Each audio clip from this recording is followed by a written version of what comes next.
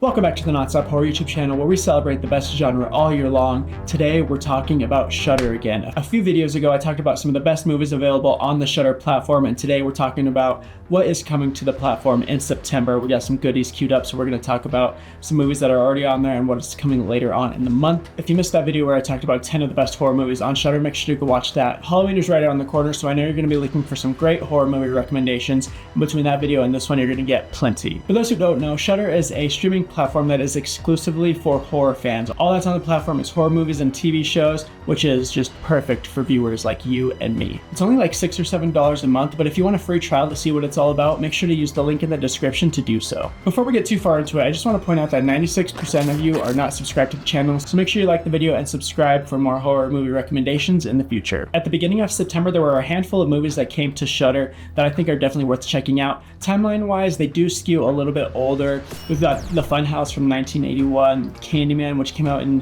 1992, I believe, and we got The People Under the Stairs, a Wes Craven classic, Salem's Lot, Shocker.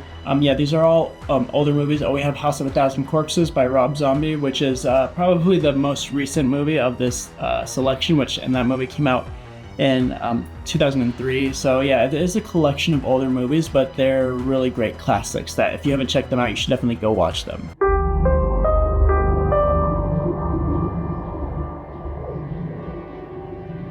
So The Funhouse is directed by Tobe Hooper, who directed the original Texas Chainsaw Massacre, and this should not be confused with the horror movie from 2019 called Funhouse, which is more of an influencer horror. I talked about that in my influencer horror video. This is from 1981. It's a slasher, and it's about these four teenagers who become trapped in a dark ride at a local carnival, and it takes place in Iowa, and they're stalked by a mentally disabled, murderous carny. So if you're into like the carnival vibes, festival vibes, the Funhouse is gonna give you that. I wouldn't say it's the best slasher from the 80s, but it is a fun watch, especially for anyone who enjoys classic slasher films.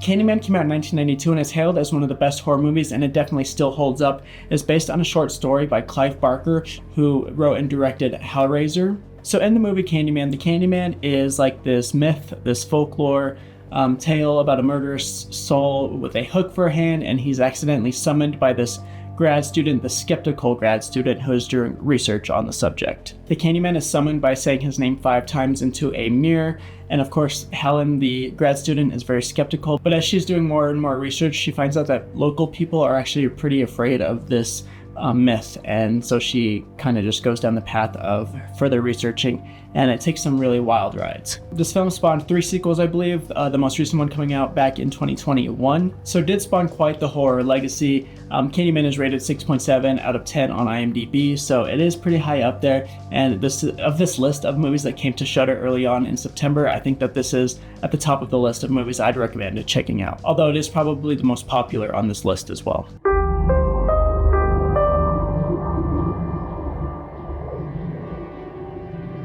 House of a Thousand Corpses came out in 2003. It's directed by Rob Zombie. It's one of my favorite horror films of all time. It's got its own type of vibe and style, and it was really a great introduction for Rob Zombie into the horror genre. As a huge Office fan, I love that we get a younger Rainn Wilson in this movie. It has an amazing cast in it, which includes Sid Haig, who plays Captain Spaulding, Bill Moseley is a horror legend, Sherry Moon is Rob Zombie's wife. It's got Walton Goggins in it, and like I said, Rainn Wilson, Chris Hardwick, a lot of big names in this movie. I feel like there might be a theme here with the movies that came to Shudder at the beginning of the month, because in House of a Thousand Corpses, again, there's 2 young couples. They're traveling across the country, kind of writing a book. They're traveling in the backwoods of Texas doing their research, and they end up being kidnapped and tortured by this bizarre and sadistic family of serial killers. So they're writing this guidebook on like offbeat attractions that are kind of less popular and a little bit more hidden and like under the radar type stuff, and that's how they come across this museum, this Captain Spaulding's Museum of Monsters and Madmen. And then while they're there, they learn about this local serial killer, this legend about this local serial killer, and they're infatuated by it, and it's just their experience with this museum and that legend. And yeah, it's just a psychotic ride down into hell, this movie is. I don't know how else to explain it. This is a really fun one. Like I said, it's one of my favorites. It might be my favorite Rob Zombie movie overall. This is the first movie in a trilogy called the Firefly series.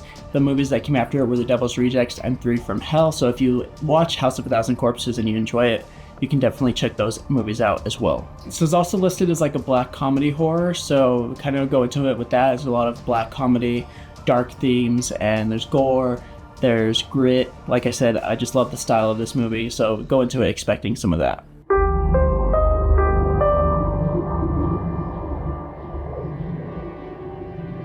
Salem's Lot is for the vampire fans in the room. This is another one directed by Tobe Hooper. It was a TV miniseries, TV movie that came out back in 1979. This one I personally struggle a little bit more enjoying. It's a little bit slow. It feels dated at times.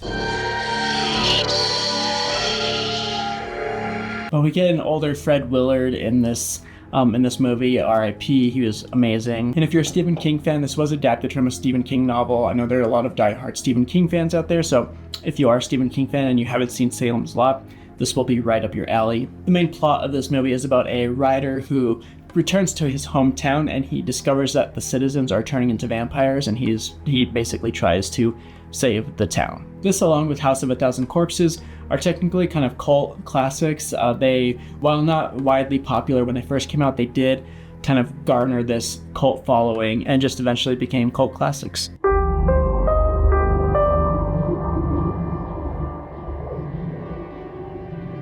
Horror directing king Wes Craven brings us the next movie on our list that came to Shudder, and that is The People Under the Stairs. Wes Craven, like, what can I say about him that you don't already know? He brought us Scream, Nightmare on Elm Street, the next movie that we're going to be talking about, which I'll get to in a second, A Nightmare on Elm Street, I think I already said that, Hills Have Eyes, Swamp Thing, The Last House on the Left.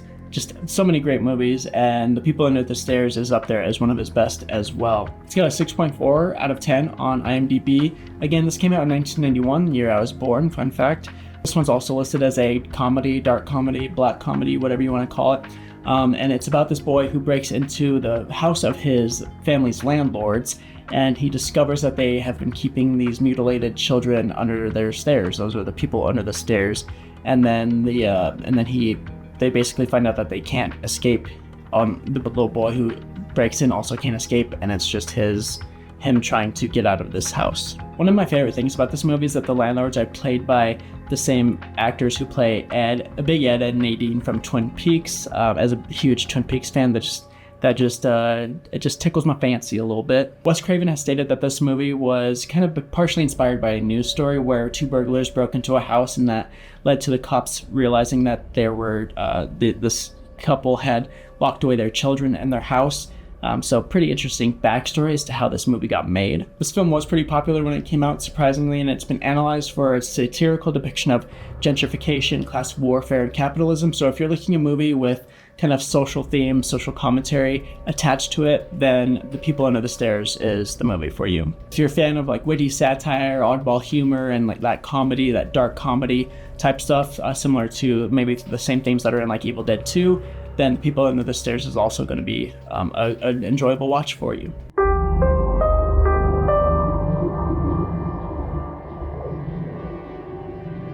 So the last movie that came to Shudder at the beginning of the month that I want to talk about is Shocker. Again, this one is also directed by Wes Craven, although if you only have time to watch maybe one movie on Shudder tonight or whenever you're watching this video, I would definitely veer towards The People Under the Stairs rather than Shocker. Admittedly, I haven't seen Shocker, and the premise seems very wacky and crazy, but it's just, I can already kind of tell reading some stuff on it that it's just not on the same level as People Under the Stairs or most other things that Wes Craven has done. It's got a 5.5 on IMDb. And the plot synopsis is, after being sent to the electric chair, a serial killer uses electricity to come back from the dead and carry out his vengeance on the football player who turned him in to the police. So it's a little bit of a revenge story. Yeah, it just seems wacky. Comes back to life. Electric chair, crazy serial killer. The trailer alone, I'll show you some clips from the trailer. The trailer alone makes me feel like, yeah, this is gonna be a little bit dated.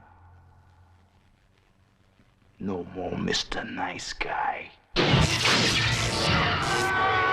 I don't think he's dead. Contact is among you. Now, Wes Craven brings you his greatest creation. But if you've seen Shocker and it's worth checking out, let us know down in the comments. Again, I'm just not as familiar with this movie. So those are the films that came to Shudder at the beginning of September. There's also a great documentary that has come out called Horror's Greatest. They're releasing an episode every week, and so the first 2 are out at this point. And it's just a great documentary. It's very well put together. Shudder has some of the best horror documentaries ever, and so this one's definitely worth checking out too. I'm gonna double check what the first episode is about. I think it's like horror tropes and cliches, which is always a fun time. And then episode 2 is about giant monsters. Definitely check out Horror's Greatest as well. It's a brand new series on Shudder with new episodes airing weekly. Later on in the month, we're getting 2 of 2024's horror films, one of them being In a Violent Nature and the other one being Oddity. I have movie reviews on both of those movies on my channel. In a Violent Nature, I wasn't a huge fan of. That movie is kind of a 50-50 divide online as far as whether it's a good movie or not. I personally don't like In a Violent Nature, but people have been waiting for it to come to Shudder, and it's coming on Friday the 13th. It's next week. And then at the end of the month, Oddity is coming out. Oddity is one of my top 5 horror movies of the year, so make sure to mark your calendars for September 27th. That's when Oddity comes to Shudder. 1000% worth watching. Love the atmosphere. Check out the review that I did on my channel. There's no spoilers in it, but I do talk a little bit about the movies. Well, that's it, guys. Those are the biggest things that I wanted to talk about as far as Shudder this month. Again, Halloween is right around the corner. This is the perfect time to try out Shudder. Again, you can use the link in the description for a free trial, but there's so much to explore on the platform. And with Halloween right around the corner, you can't go wrong with giving the platform a try. Just a quick little reminder, I didn't do like a big announcement on YouTube or anything about it, but I do have these shirts available for purchase. They're just a simple design for my first one. I am talking about with a graphic designer about getting more designs coming out in the future, including a new logo, but just to support the channel, support my endeavors here with the Nonstop Horror YouTube channel. You could pick up a shirt. It says Nonstop Horror right here, and then on the back it says Embrace the Fear All Year Long. No obligation, obviously, but if you want to, I'll leave a link for those down in the description as well. You can use the code YT15 for 15% off right now. So it could be a fun piece of merch to have as we go into October to express your love for horror films. All right, guys, I think that's it for me today. Let me know if you watched any of these movies down below in the comments and any other gems that you found on Shudder. I'm sure that I'll continue to be making more videos on Shudder because it's kind of my favorite horror platform right now for streaming. I also dropped the first episode of probably my favorite series so far that I've made on this channel called Movie Wars, where I talk about Insidious versus The Conjuring and just kind of see which one is the better horror film. That was really fun to do. That came out last week, so if you want to check that out, that'd be amazing. I have other playlists about streaming platforms. If you have other streaming platforms other than Shudder and you're looking for a good horror movie to watch tonight, you can check that out as well. But yeah, I appreciate you sticking around. Make sure you like and subscribe, and I will see you in the next one.